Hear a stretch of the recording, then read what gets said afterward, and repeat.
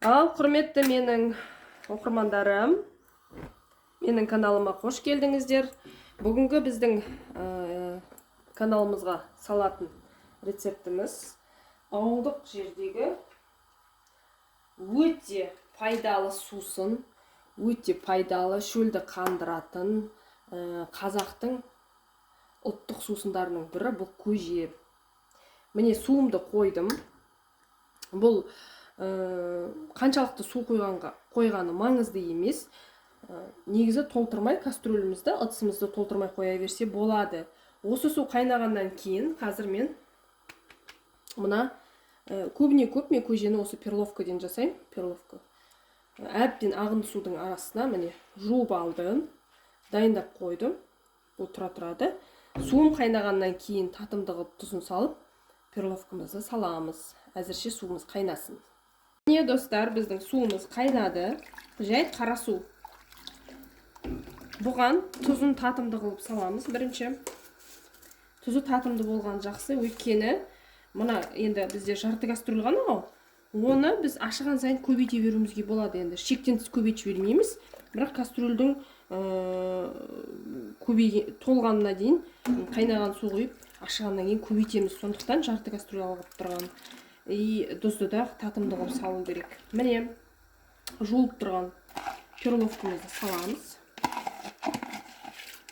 Бұл қазақтың ең қарапайым сусыны, тез дайындалатын, көп аса көп ингредиент қажет емес. Бұған су, қара су, тұз, перловка, сосын сүт.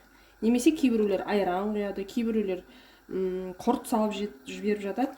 Менің өзімнің жеке дайындау амалым, тәсілім, сүт құям. Әбден осыны қазір қайнатып болады. Мына ішіндегісі бәрі піскеннен кейін сүт құямыз. Ал енді бұл әбден қайнап піскенше қақпағын жауып қояйық.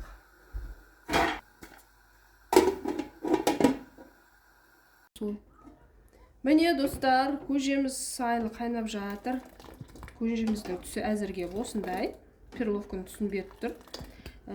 Перловкамыз пісуге сәл ғана қалған, міне жарты сағаттан кейін бұл көжені сөндірем. Сосын әбден крышкасын ашып тұрып суытамыз. Әбден салқындағанша. Суытқаннан кейін кешегі ашыған көжемнің үстіне еселеп құямын.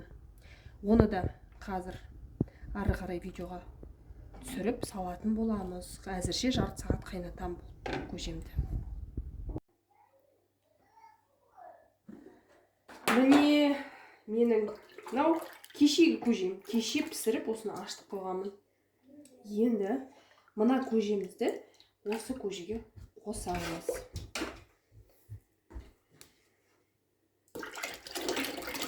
Барынша.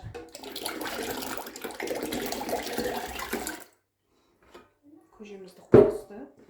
Міне көрдіңіздер, оның түсі түссізденіп баратыр. Енді көжеміздің ашуын қадағалау үшін және түсін келтіру үшін сүт құямыз. Міне көжеміз толды. Бұған тағы да бір шайнекке су қайнатып құйып жіберуге болады. Бірақ ол суды мен ертең құямын. Кішкене бүгін ашып, әбден дәмі келу керек. Содан кейін тұшыту үшін сәл-пәл қайнаған су құйып жіберемін.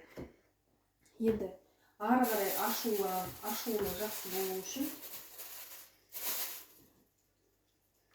бетін қақпағын жауып жылы жерге қойып қоямыз.